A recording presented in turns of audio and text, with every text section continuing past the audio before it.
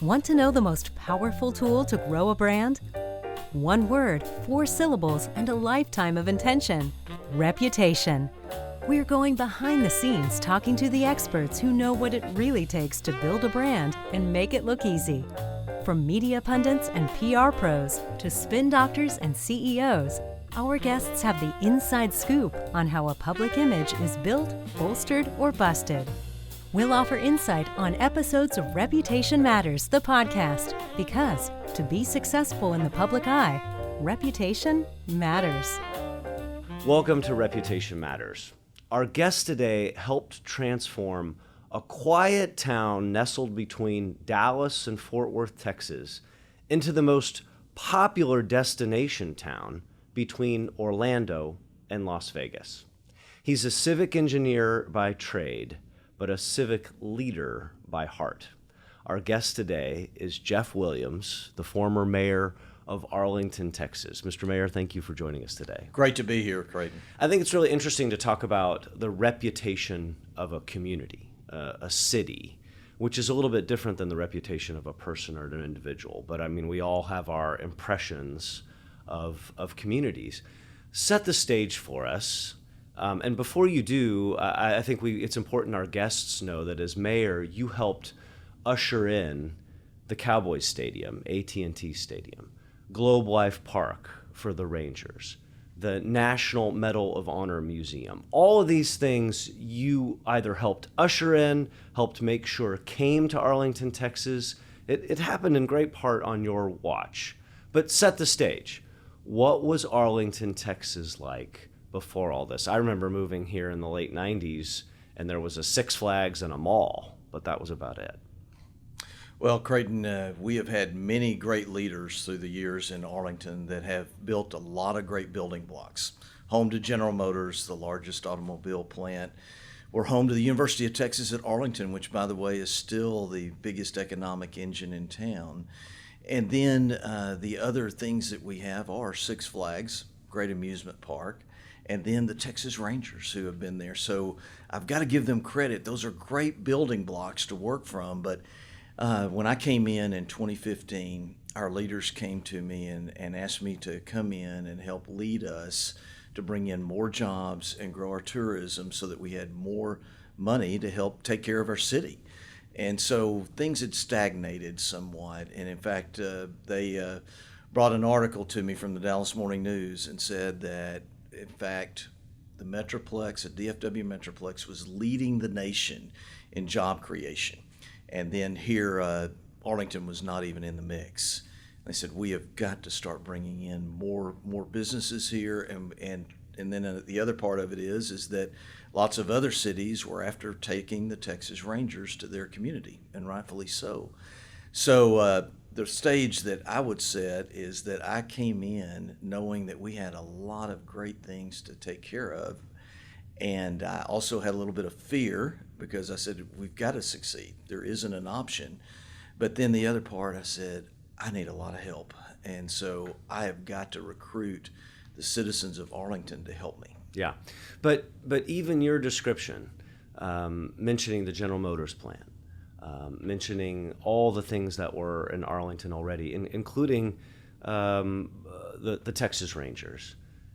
A great case study in how a community can have a pretty decent foundation and not have the reputation that goes with that. What happened, do you think, that Arlington did not have the reputation that it perhaps even deserved before all these things that you helped usher in? Well, that's pretty easy. We needed our leaders to unite there and come together. You know, there's never been a shortage of leaders in our city, and also that can-do spirit is there in Arlington, but they needed to come together and start working. And thus, I knew we needed to build unity, and we needed to build trust there so that we could work together. And of course, that is what I wrote the book on, called The Unity Blueprint, bringing people together, aligning people with purpose. And throughout my career as an engineer, I've seen the importance of teamwork and the importance of what can happen when you bring large groups of people together to do good. And people have that interest in wanting to come together and do good, and we needed that to happen in Arlington. Yeah. I want to talk about your book here in just a few moments, coming out in September of 2025. But you also mentioned the Texas Rangers. And of course, the Rangers had been in Arlington. And there was discussion about them perhaps going away. Tell us the story. What happened, and how did you keep the Rangers? Okay. Well, the Texas Rangers, there's only 30 cities who have a major league ballpark throughout the country, and Arlington has had the Rangers since 1972, and they were very much a part of the fabric of the community, and we didn't want to lose them. It was really not only an economic building block, it also is a morale booster. So many people have celebrated their anniversaries, their birthdays. They've even gotten engaged on the field, and different things have happened there at the Rangers ballpark. So we needed to dig in and make sure that we kept the Rangers. And so we made a plan. We developed a plan even before I came into office. And literally the first week I was in office, I went to see the owner of the Rangers and asked him what it was going to take for him to stay in Arlington. What did he say? He said, I don't know. He said, we are doing a survey right now and surveying our fans on what they want to have. We also are researching what the ball players want. And he said, it's going to be a few months before I can tell you. And then I asked a question that I said, Mr. Davis, will you give Arlington a chance before you select any other city, because we want you to stay here? And First right of refusal. That's exactly right. And there was a long pause, and my heart was beating. And then he said, yes, I will. And Mr. Davis is a man of his word, and I had heard that, and I knew that was critical so that we had a chance, because for all I knew, he already had made commitments there to it. And he had already gotten some proposals from 2 cities, and he had 4 other cities he was working with. And so the next thing I asked him, I said, look, whether you stay or not, we know that we have an opportunity to bring Texas Live here to Arlington. And it still would be beside the Cowboy Stadium. Can we go and try to recruit Texas Live here to our community and with your help? Mm-hmm. And he agreed immediately. He had studied that. I knew he knew about it, and that had been talked about there for about a year. And so 2 weeks later, we're in Baltimore talking to the Cordish family about bringing Texas Live they agreed. We also saw a lot of pictures there in their business that had hotels beside their live product. And so I asked them that too. I said, will you bring a hotel with you? And they flat out said, no, we're not interested. We'll do the Texas Live, but not interested in the hotel. So I hated that, but we went on back a week later. Mm-hmm. Blake Cordish called me and said, we are reconsidering. We think that this would be a great place for a hotel, and we're going to announce Texas Live, and when we do, we think that will be a catalyst to be able to bring a hotel there. And so in a few months, literally 2 months, we were ready to announce Texas Live. We did, and sure enough, after we announced that, the hotels were all interested. And you go, well, why? Why were the hotels interested? The reason they were is because they had something to do at night by going to Texas Live, which is a huge entertainment complex. Right. And in addition to that, we're only 10 minutes from DFW Airport. So they thought, hey, a lot of people will want to stay here just so they have something to do at night, and then there's still an easy access to the airport. And we saw every major hotelier come to Arlington then, and for years we had been trying to get a luxury hotel. Right. And so that was a big moment for us. Yeah. What is it you think it was about you and your mannerisms or your reputation that helped take it over the finish line? Well, I think it's important not to be talking about what you can do for others and then have a track record of doing what you say you're going to do. And all of us have heard that, and you think that would be a given, but it's not. Mm-hmm. And so I think building trust and having that reputation or track record of doing what you say is critical. And so that's what we did is when we went to the Cordishes, we said, here are the things that we think we can do for you. Here are the numbers and what we can produce. And we want to, and there's the schedule and how we can make it happen, because I think that's the other part. You want to make it easy for them to say yes, and for them to see that they have a very definitive cost and schedule that will be happening. Was it smooth sailing after that, or were there some bumps in the road? Oh my! Well, I think I know the answer. It was an amazing 6 months, because in that 6 months we also were able to land the Tisch family and Lowe's hotels, which ended up being an incredible partner to add to it. And in Arlington, we've always talked that we needed a Bass family or a Hunt family in our city to help pay for things. Well, we didn't have them in our city there, but we had Ray Davis, we had the Jones family, they were the Cowboys, but then we added the Cordishes and also the Tisch family, all working together to make Arlington a destination. And again, unity played a large role because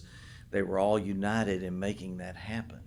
And so after we got Lowe's, then things started getting rougher because we had to get the commitment of the Rangers. And we made our pitch to them and had not heard back. It turned out that they were going to spring training, and we heard that they would have a board meeting at spring training of all the Ranger owners. And so I called our city manager, and then we also talked to our CVV president, and I just told him, I said, we're going to spring training. And there's a party the night before for season ticket holders and suite holders, and all of the owners will be there, even though we're not invited to the board meeting. Let's go there and actually spread our message of why they should stay in Arlington. And we went, and it was an incredible night.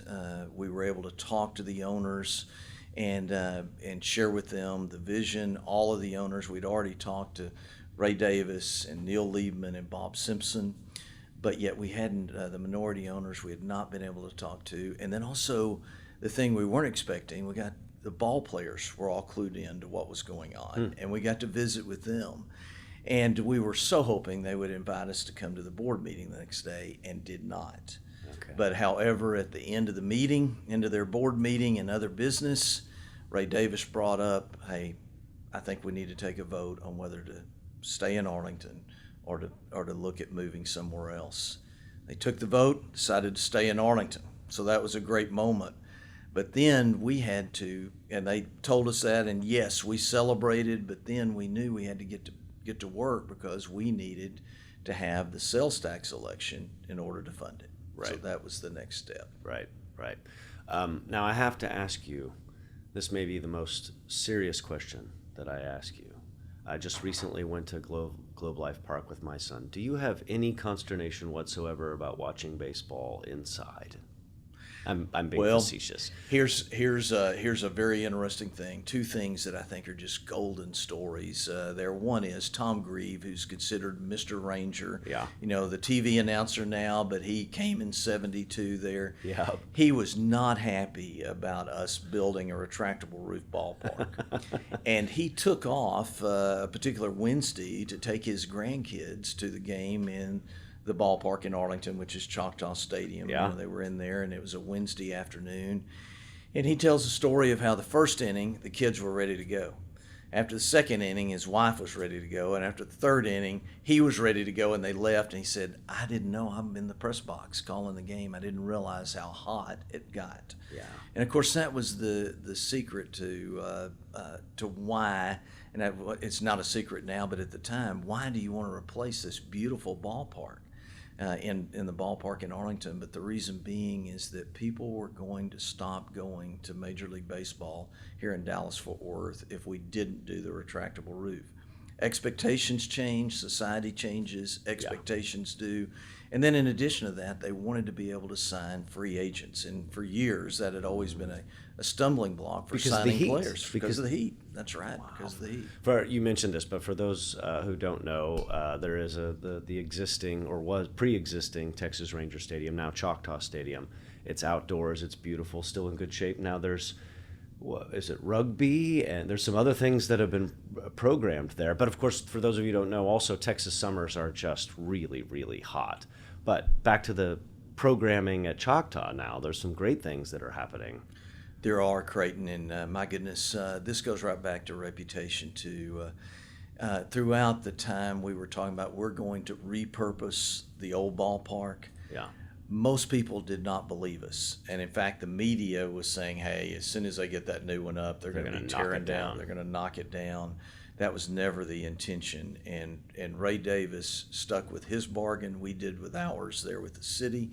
And we repurposed that, and it's a phenomenally successful place. And it's the only repurposed Major League ballpark in America. There's only one other one standing, and that's in Houston. Mm-hmm. The Astrodome's still standing, but it's not has not been repurposed. It's empty, but yet ours is vibrant. It's being used for Texas high school football, the UFL, rugby, soccer, and then the office building has been expanded. That's in center field. And then we also have started putting shops in. And that was always the plan from the original architect, that it was made to where in the concourses we could install restaurants and shops. And so we have Lucchese Boots there. We have Lone Star Dry Goods, LT Impo, and stay tuned, there will be more. Smart. National Medal of Honor Museum.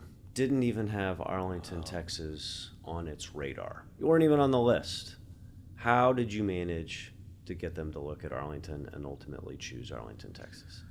Well, that is a wild story there, because you can imagine this is a national museum, and everybody asks, well, why is it being built in Washington, D.C.? Because it was going to take 20 years and also twice the cost of what it would in other cities.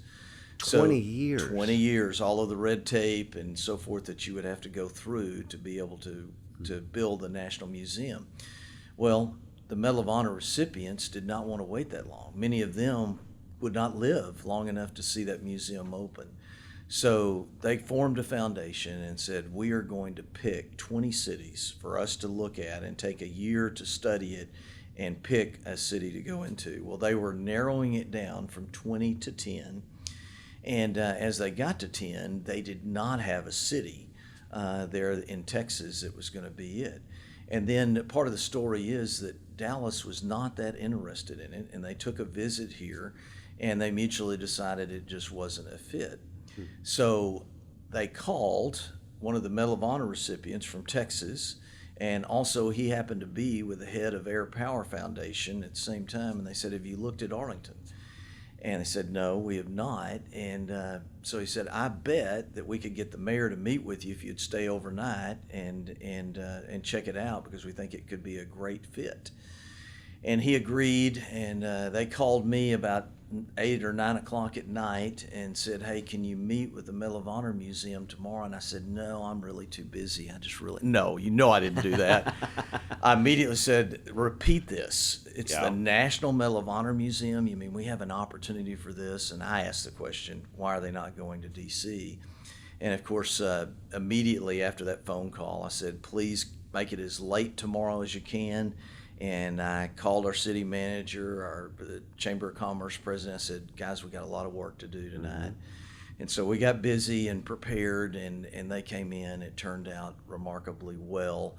And we started on a 6-month journey to compete against those 9 other cities. And we were 10th there, and they told us that you've got a lot of ground to make up. And these are 9 other cities all around the country. That's right. Not just in Texas. You bet. Right. You had Chicago, Kansas City, Nashville, Miami, San Diego, Denver. Those are some of the cities that we were competing against there. So we had an uphill battle. Yeah. How'd you do it? Well, Creighton, it's interesting how sometimes you work on things and they don't work out. We went after the Amazon HQ2. And we were one of the finalist cities. And so they came and visited. Our hopes got up. And they ended up picking the wrong Arlington. They picked Arlington, Virginia, right, and not Arlington, Texas. But there we had tons of preparation that was done. We also, our team worked together. So we built trust among our team. We had all of our information together. So we were able to hit the ground running. And so we really created our story that we had, and I think the big thing, we started including more people. We brought in people from our community and the expertise there, but then we went to Dallas, we went to Fort Worth. Dallas and Fort Worth provided much more expertise. They added much to the team there too, and it was a really quite a team effort for North Texas, and that I don't want that to get lost. And then we expanded to our former president, George W. Bush, the governor, and then we showed them how we can build things quicker and better than any other place in the United States. We gave them a schedule, but interestingly enough, the thing that really hit home is that we included our school children. We brought them in and had our Grammy award-winning high school choir to greet them there and sing the national anthem and sing the Eyes of Texas there, and then to share with them why they wanted this museum to be here. And then we went on to the field of AT&T Stadium on the 50-yard line and showed them, hey, we built this great, magnificent facility here. We can do it for you. We brought in the contractors, the architects, the expertise that we have here to be able to make it happen. But then that night, they went to a reception there in which we had Roger Staubach in there. And you go, well, why did we have Roger Staubach? Well, we here in Dallas know why we did, but we needed Naval to. Academy grad. That's right? Naval Academy grad, great businessman. They're one of the great ambassadors for North Texas. Sure. But here's why we needed him. Denver was our main competition. You go, well, why was Denver such a competitor? Because they had Peyton Manning and Peter Coors. So we brought in Roger Staubach to offset that, and he more than offset it. And then in addition to that, we brought in several of our key business leaders and business owners here too to meet with them. And that reception went so well. And then we went in to do the dinner. And that's where we really brought in our weapon, and that was 6 elementary school children that shared the importance of each one of those qualities there that, and when I say qualities, I'm talking about character values, right. Integrity, sacrifice, courage, commitment, citizenship, and patriotism. Each one of those kids shared the importance of that. And then we had the mother of one of those children, who was a former Army commander, to share with them the importance of this museum, to spread this story to the school children all over Texas and then all over America. They got a standing ovation from the Medal of Honor Museum Board and the Medal of Honor recipients that were there. Wow. So we knew we had a chance. We were in the running there, and that was a pivotal moment because they came into town every couple of weeks, and we were really worried, and that set the tone and really helped us to move out and to get to where we needed to do to bring it across the finish line. But a great testimony to teamwork, unity, and bringing people together, and then also being authentic. And in the end, at the press conference there when they announced that they were coming to Arlington, Texas, they said that Denver was a great city and offered a lot. But however, the spirit of Arlington and the spirit of Texas is what sent it over the top. Fantastic. And it's the spirit of the people. Do you think some of the other projects in the area, in the vicinity, I mean, it's all right there. Do you think that had made a difference as well? It took every one of them, Creighton. Everything that we had built, from the new ballpark to the old ballpark to Texas Live, the Lowe's hotels, Six Flags, even the things that were throughout North Texas, it took every building block we had to be able to achieve that. It was and that is one of the most challenging things that I've ever tackled there, because it did take everything we had and then every day working on it. Success often begets success. But these kinds of developments don't often get built in a community like Arlington, or any community, without some controversy. There are always, I don't know, but I imagine there are always neighbors, long-standing neighbors, who would just like to see things stay the way they are. And in a fast-paced world like we live in today with so much change, sometimes you don't blame them. How did you deal with that from a leadership perspective as mayor? Because you're the mayor. You're not the mayor of the National Medal Honor Museum. You're not the mayor of the Texas Rangers. You're the mayor of Arlington. So how did you deal with that and navigate through that difficult time, if there were any? Oh, it was a very difficult time when we were working on the sales tax election, because, like you say, it was very hard for people to understand investing money into a sports facility. But however, we shared that story of the fact that, hey, we need to bring in OPM. And you know what OPM is? That's other people's money. Mm-hmm. And tourism does that. And especially Arlington has made so much money over the years because of the Rangers and Six Flags. Now we add to it the Cowboys, and then the opportunity there for the Rangers to have a new ballpark and not have any rainouts there, to actually have great attendance in July and August there, so that we can bring in more money. But basically, we had a story to tell there, and it was a true story of the fact that we had actually made the money from tourism that then went in to build our neighborhoods, to strengthen them, to actually pay for part of our streets and our utilities and so forth there. And so our mantra was other people's money. Yeah. And then the formula that is so prevalent that we talk about is tourism plus jobs equals better city services and lower taxes, because cities are subject to inflation, and we shared that story, and so many we're spreading the story throughout Arlington. We had coffees in the homes. We had meetings at many of the businesses there. The Chamber of Commerce helped us there in getting that story out. But ultimately, it was the individual citizen's message there that really resonated. And it passed. Did it pass handily, or was it close? Well, it did. We were worried.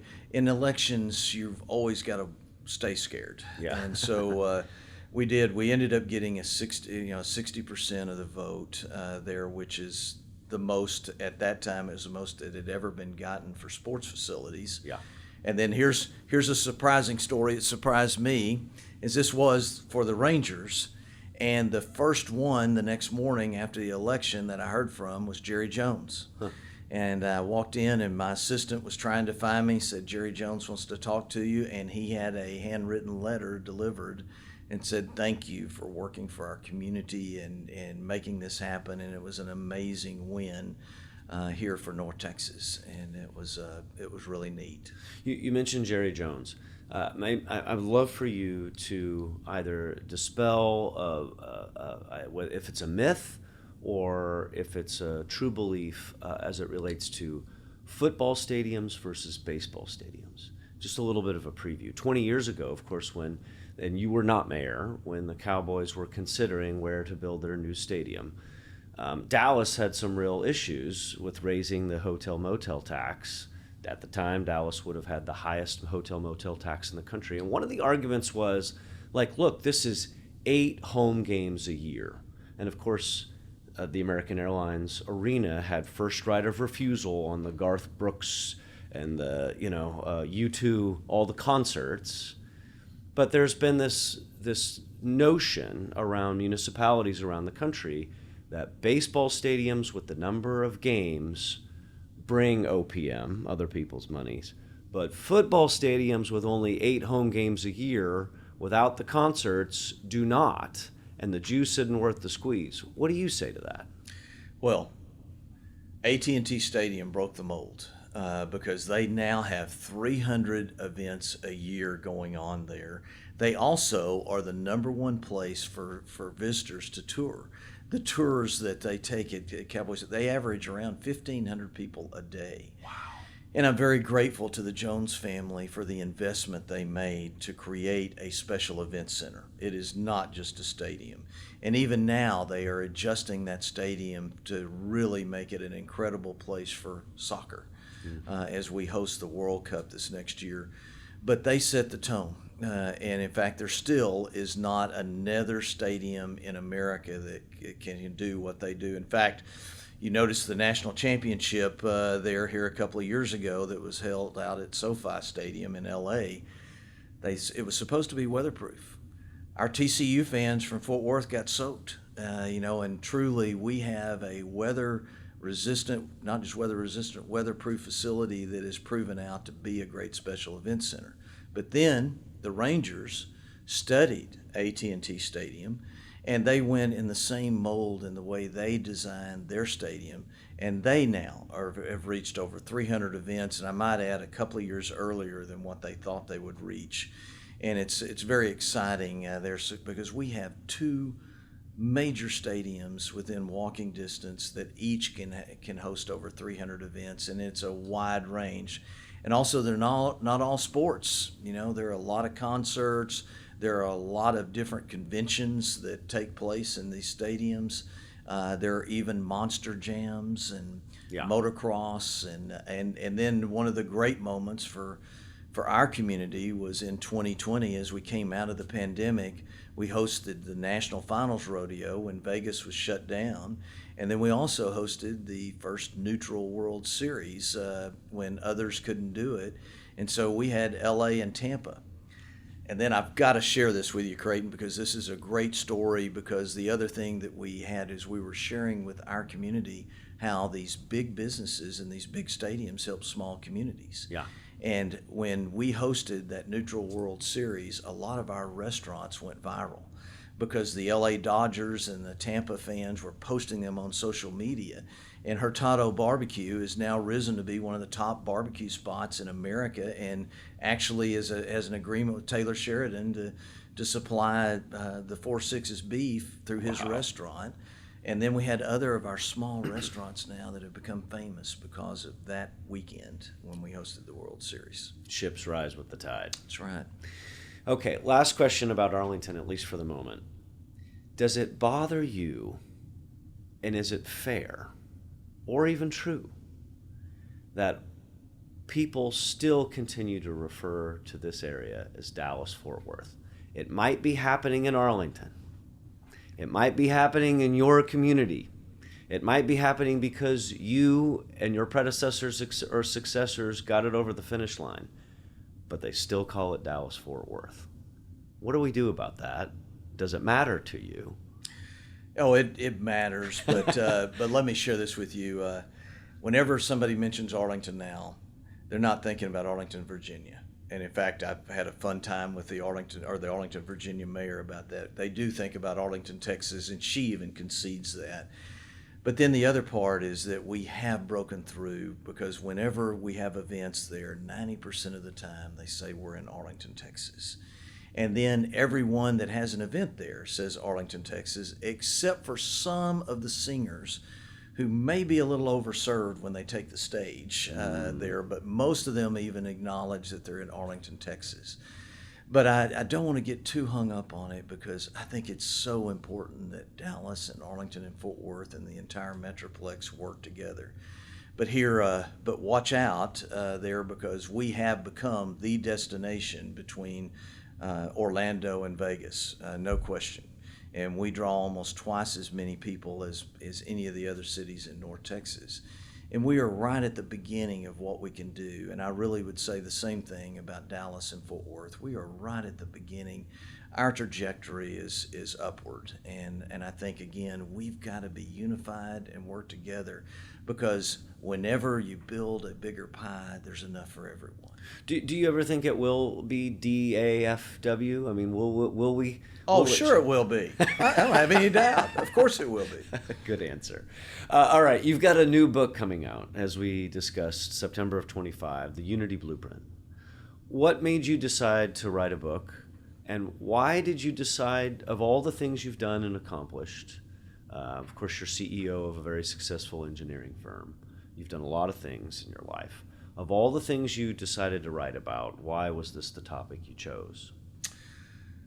Well, I can't say that I chose it. As a matter of fact, what happened is New York University was studying our city, and had been for several years after we had become the sports capital of the nation. And during the pandemic, they sent a lot of people down here to study our community, and believed that we were one of the first cities to come out of the pandemic, both economically and physically. And they said, you really need to write a book. And because what you've done is you bring people together to make a difference, and it's working. And you're able to get it done faster and better because you're including people in it. And they actually introduced us to Forbes. And so things were moving along there. And New York University and Forbes both said that the secret here is unity. That's how the things that you've got are done. And I wanted to do a leadership book, not a biography. Yeah. But I also wanted these stories documented because there are thousands of people who have helped with everything that I do. And the power of a leader there is really right there with his people. And I feel like that God really called me to do the things that we did. And then I think he really directed me to this topic of unity. And I think all of us in this world of dissension and trouble and arguing, so much energy is wasted on that. And then yet when you bring unity, you're not spending all your time arguing. You are actually entering into projects to do good, and you make things happen. And so you're able to do them faster. But the other part that I love is a side benefit of that is that you're forging friendships. Just think about, who are your best friends? I bet that you worked with them on some project. You worked with them on something maybe in the schools for your kids, or at church, or a civic organization. And it's a tremendous benefit there to be able to forge those friendships. And then you're working with your friends, and you don't know everybody around you, but it's amazing how it breaks down barriers too when you're working together to do good. Yeah. You mentioned the world that we're living in. It's not especially unified right now. In fact, it feels, if you look at national politics or even international politics, less unified than ever. So what piece of advice do you have that you hope and expect people will listen to and observe that could help us change the current decorum, if you will? Well, Creighton, first of all, Forbes identified that people want unity. They are tired of the dissension. And so they believe this book will be a help there to people to get them to unity. And so what advice do I have?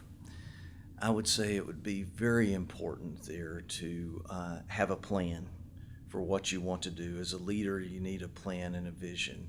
And then you want to be to put your ego aside and gather friends together and our colleagues in business and refine that plan. Have them be a part of developing that, and then you move forward together with that plan. And then you're able to build trust. You're able to actually work together, and the leader, it's so important to not be focused on power, but to be focused on service. Yeah, and what I think some of your messages have so much been about relationships and common ground. And if you listen to elected officials, most of them will tell you that behind the scenes, that's really what's happening. They'll say, listen, we passed so many things on our consent agenda that we all agree on. But I don't know. I mean, I think it's where the things we disagree on is where we show our true colors. And if you look at our electoral system right now, you've got the extremes that run to either the far right or the far left to win in a primary, to stay in office, and it's the extremities that seem to get the extremes that seem to get the attention, the sound bites, the interesting. We're getting everybody all kerfuffled up and angry, and that's what brings them out to vote. Fear seems to drive a lot of action as opposed to unity. How do we combat that? Well, you just talked about one of my favorite topics, and that is the ability to disagree. And frankly, my two best friends, we love to argue. We love to disagree and try to bring the other one over, but we respect each other and we value each other. And that's the real difference. Instead of this council culture that when someone disagrees with me, I don't want anything to do with them. I think we've got to remember that we need to have respect and value as we are discussing the topics. But the thing that is very evident is that people are looking for leaders that they can trust and that value them. And in fact, it was very much illustrated. Earlier this week, I spoke to 20 managers from Chick-fil-A, and they were young people that are working on their career, and I asked them the question, what are you looking for in a leader? I knew what they were going to say, and sure enough, they did. They said, trust and a leader that values me. And it's common, and that's common ground for us. So the other part that I think that we have to build in, and I've added it to my personal core values, and that is forgiveness. We've got to be forgiving of people. We can't write them off. And as I mentioned, those two best friends are from my high school, and we're very different people, and we have different opinions, and we have often laughed. There's no way we would still be friends if we had adopted society in the way it approaches things now. Yeah. What's the biggest mistake leaders make in trying to bring people together? Do they skip a step?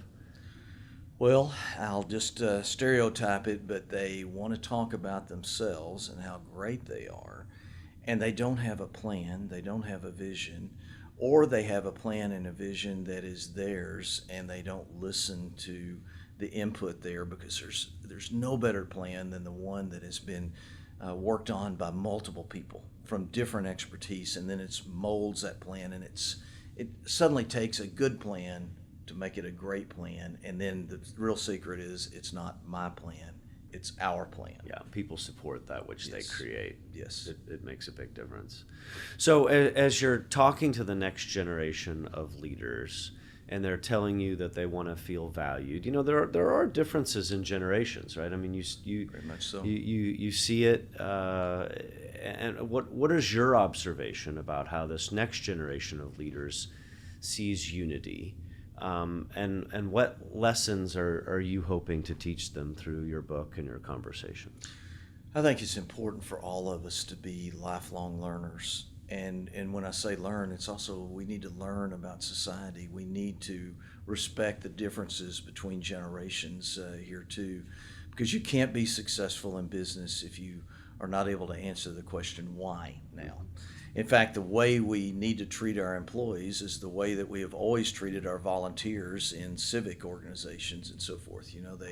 We need to value them, we need to listen to them, but then they need to be told. When they ask why, we don't say, because I told you so.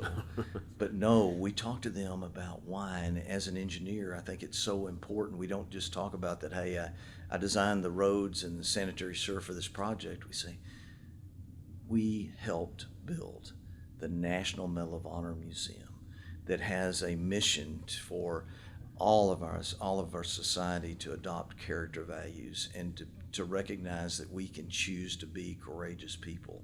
We have that in us.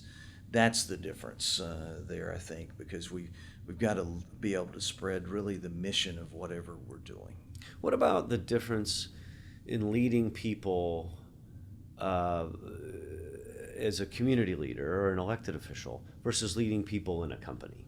If people support that which they create in a company, it isn't always that easy, right? Because there's a vision, there's a mission, you got to get paid, right? You got to get it over the finish line.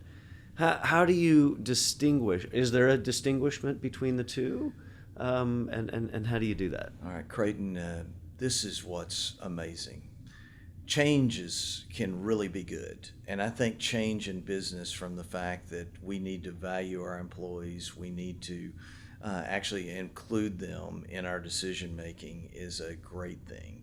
And so consequently, there's been a paradigm shift there in the fact that the way we treat our people, treat our citizens, or as I mentioned before, treat our volunteers and our nonprofits, and now the way we treat our employees is all the same. Because people need to be valued, and they can't just be told what to do. And then isn't it interesting too that people are not driven just by money. They're more driven by what the mission is, and that can be the mission in your business. And for us, as a civil engineering firm, we are working to be a valued partner in building communities. Yeah. Character matters as well, and you've talked about several character principles. Have you seen a person's character influence their reputation, or even their ability to lead or have impact or make change? Is there a particular character or characteristic that you admire the most? Well, I've got to share with you, I had a game-changing experience there when I was the civil engineer for the original ballpark in Arlington, Choctaw Stadium, the one that I was told that I was going to be tearing down, as a matter of fact. But on that project, we had George W. Bush as the managing general partner, and we had a man that later became the ambassador to Japan and Australia, Tom Schieffer, that was on that. And then we had a man, Jack Hill, who has been the owner's representative on many of the great stadiums and great projects throughout the United States. And we had one of the greatest mayors I have met in Richard Green that were all serving on that project. And they set an incredible example for me as a young engineer. And they very much had character values. They very much respected the team. And they were tough and they were firm, but yet they garnered the expert. Jack Hill was the first leader of construction that I had ever seen that never yelled. He did it there by being firm and having the information, and then made you a part of the team, and you had to hold up your part of it.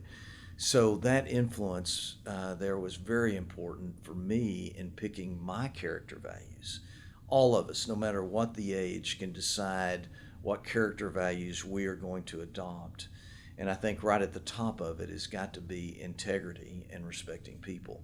And leadership is not sustainable without character values. People will not follow you.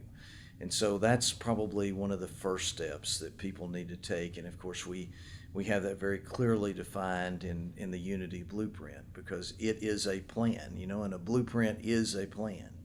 And so it is a plan on how you can take care of yourself personally, but then how you move out to engage others for success. Yeah. Okay. We're going to move into a little lightning round that we have as we finish each of our conversations on reputation matters. So the first question, just for you in particular, is there a character value that you admire the most? Well, I think I've got to go with integrity. And that doesn't mean that you don't make mistakes, that you're not perfect, but however, you're working at it all the time. And people recognize that. Even when you make mistakes, hey, he's working at it. He cares. I define integrity as doing the right thing even when nobody's looking. That's how I've always defined it. How do you define it? I couldn't agree more, because then you're on your game all the time. Yeah. And if you're a person of faith, you obviously feel that everybody's looking, or you're always being watched, right? We're always. It's true, and isn't it interesting how God uses imperfect people, and that's something I think that scares a lot of people away from leading, is because they say I can't do that all the time. But right. No, if you're working at it and you're trying, it's amazing how people will be forgiving. But you've got to be able to lay that down and say, I am going to work at having this character value. Yeah, I love that you're open about your faith, and I love that you've mentioned forgiveness as an important. Grace is something we all need and require, and offering it is as important as accepting it. Okay, we're downshifting. What was your favorite subject in school? Well, that was easy. That was speech. Okay. Although I was very good in math, but I had an incredible drama and speech teacher that was phenomenal. What was your major in college? Civil engineering.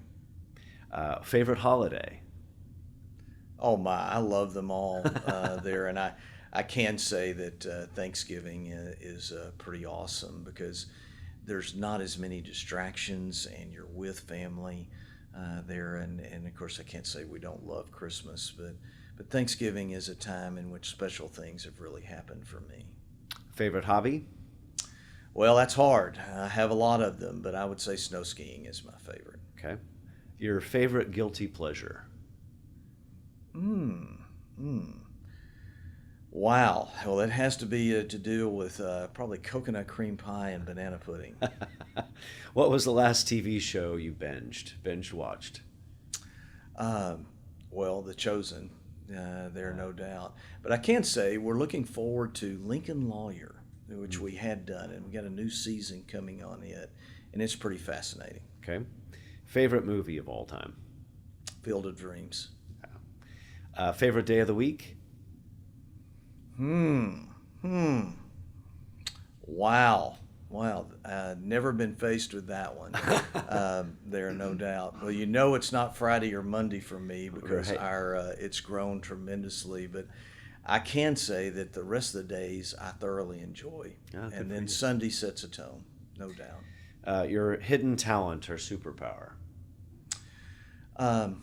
It's other people. There I draw on the energy of other people. If you could pick one person, alive or dead, that you could meet for dinner, who would it be? I think it'd probably be Rick Warren. Rick Warren there has made a big difference in my life the last couple of years. I had a friend of mine who shared with me that he was a new Christian and shared with me the fact that he gets an email every morning with a devotional from Rick Warren. And I said, I probably ought to do that so I can visit with him.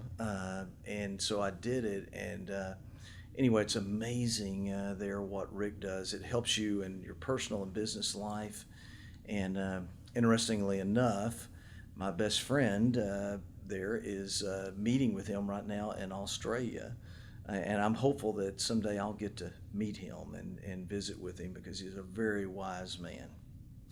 Favorite sports team? No, I'm just kidding. I would never make you do that. Well, there's no secret there. I mean, it's definitely the Rangers and the Cowboys. It's a long time. I remember as a kid, my dad taking me to the Cotton Bowl to see the Cowboys, but also going to the Cotton Bowl to see Texas beat Notre Dame for the national championship.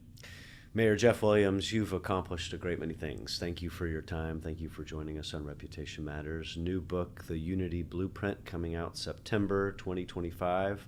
Thank you all for joining us on Reputation Matters. Be sure to check us out at sunwestpr.com or on LinkedIn, or you can find this podcast on your favorite podcast channel or outlet. We'll see you next time. Thanks so much. We hope you've enjoyed this episode of Reputation Matters. Find us at sunwestpr.com or your favorite podcast streaming service. Until next time.